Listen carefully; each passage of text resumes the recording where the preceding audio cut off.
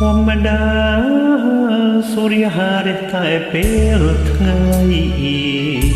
លំលងរាត្រីត្រប៉ឹងរស្មីនៃដួងព្រះខែ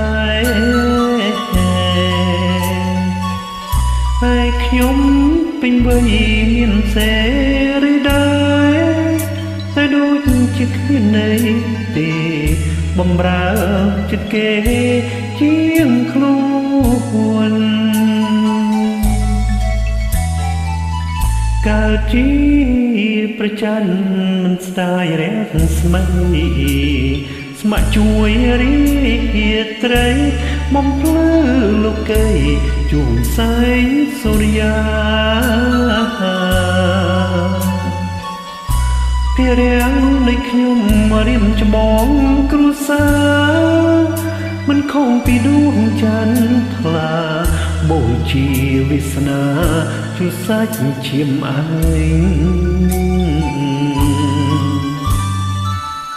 ស្នេហាដូចជា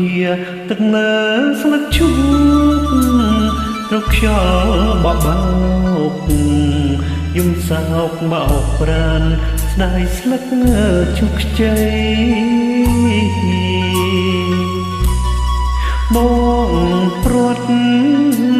ពីស្រីតែចិត្តមេត្រីរលីផែនដីក៏នៅតែស្នេហ៍មកអូនជាបងតាធ្វើយ៉ាងណាមកខាងស្នេហាមកខាងទៀតគ្រួសារដែលត្រូវដោះស្រាយអូនអើយស្នេហានេះណាមិនស្ដាយតែធ្វើមិនទៅឆោមឆាយស្រ័យរឿងគ្រួសារមិនទាន់រួចផង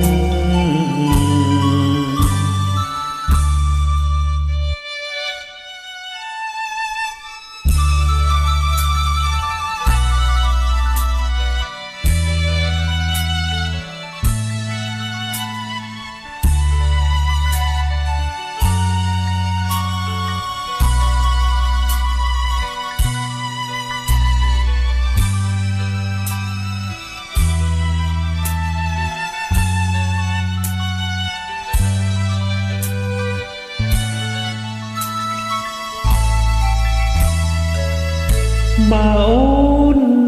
ជាបងតាធ្វើយ៉ាងណាមកខាងស្នេហាមកខាងទៀតគ្រួសារដែលត្រូវដោះស្រាយអូនណា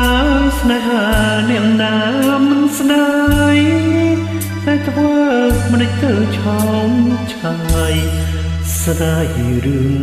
គ្រួសារមិនទាន់រួចផង